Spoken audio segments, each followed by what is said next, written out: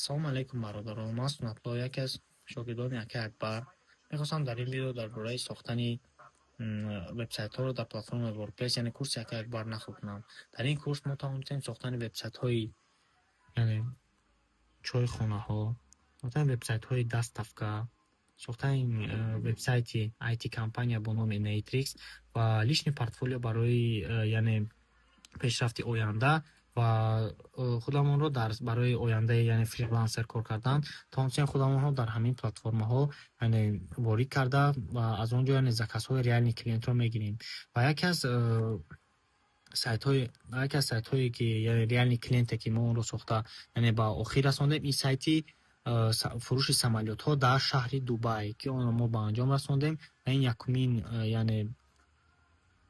якумин сайте буд ки аз реални клиент моро гирифта ба анҷом расондем.